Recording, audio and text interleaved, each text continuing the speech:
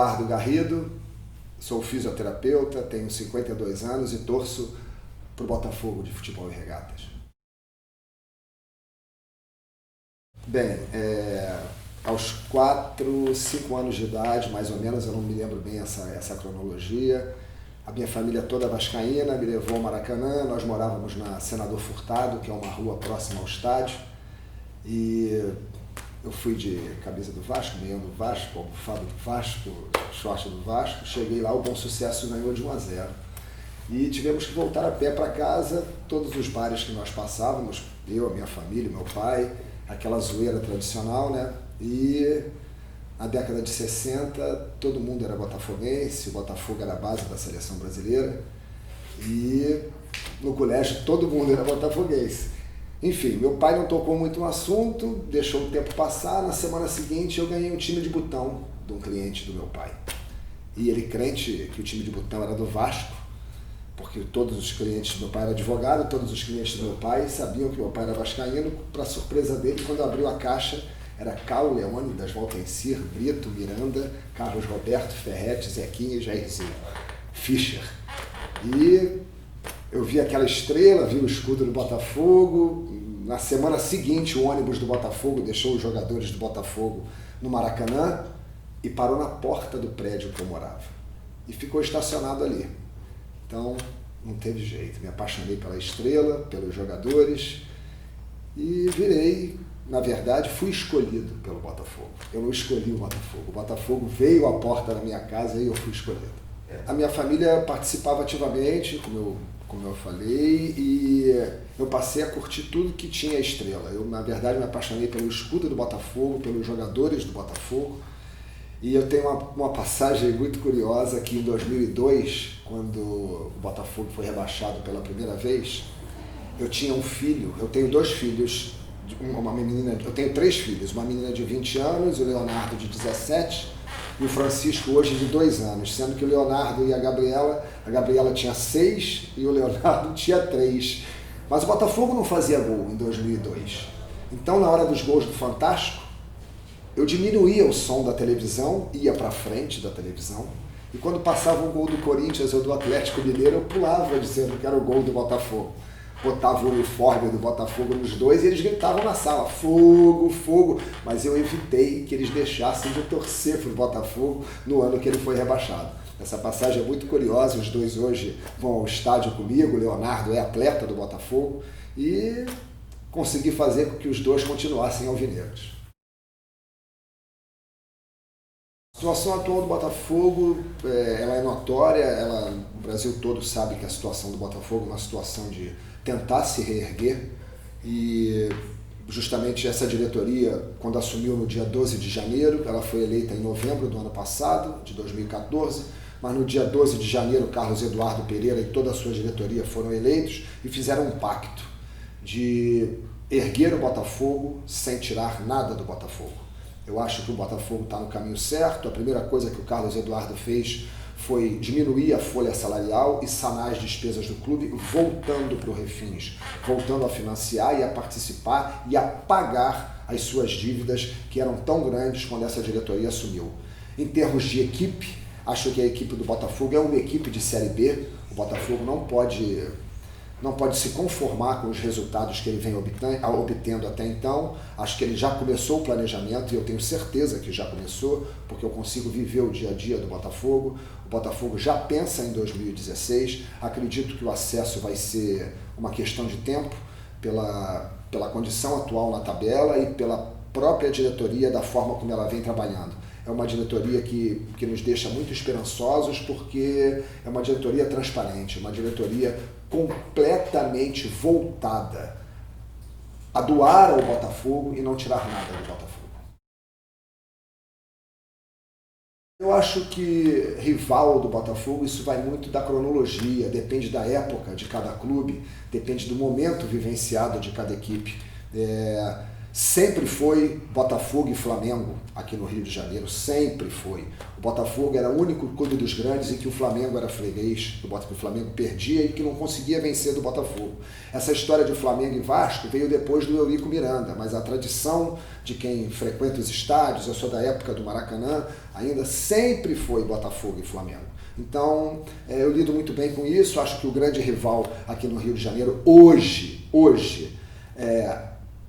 é o acesso dos times que estão na Série A, porque o Botafogo quase não jogou com o Flamengo esse ano, jogou uma vez e venceu no Maracanã e não teve a oportunidade de jogar mais com o Flamengo, porque cada um está na sua divisão, separada. Então isso gera rivalidade. Quando você joga muito como uma equipe, ou você ganha e você perde, gera rivalidade. No momento, os rivais do Botafogo, na minha opinião, são os clubes que estão na Série A, que ficam zoando o Botafogo e o Botafogo pagando o que deve.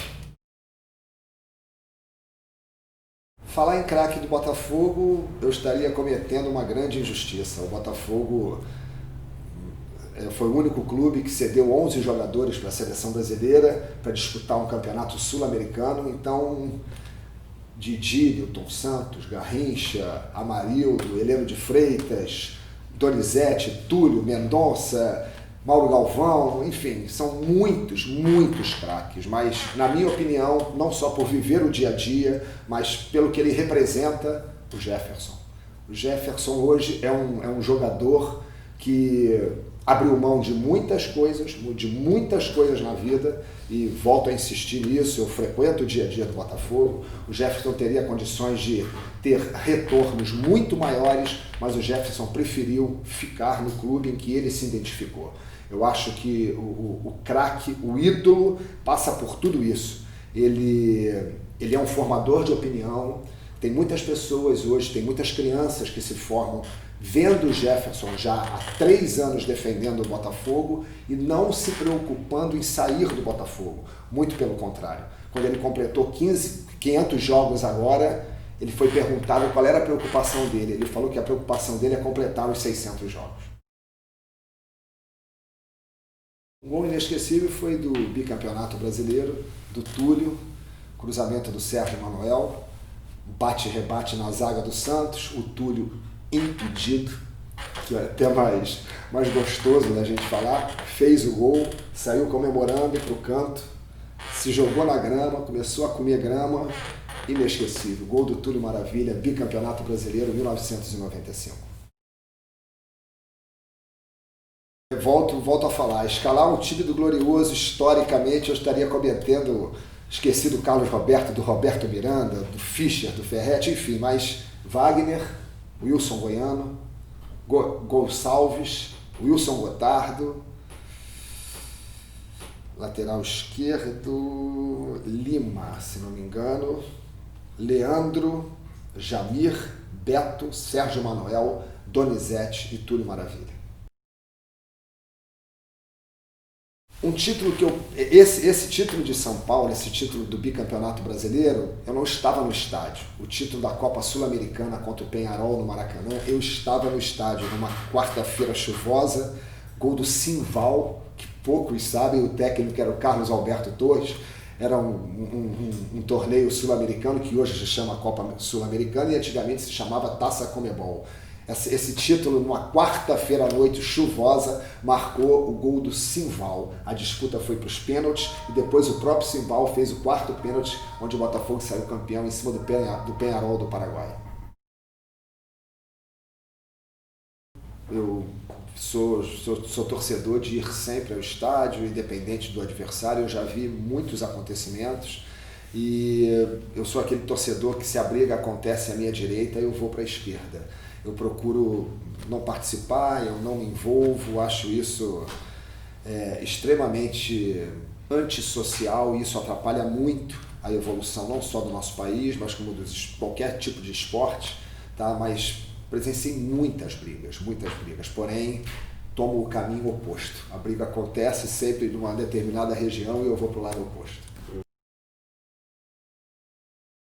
Botafogo. Botafogo, Botafogo, campeão desde 1907. Foste herói em cada jogo, Botafogo, por isso é que tu és e hás de ser.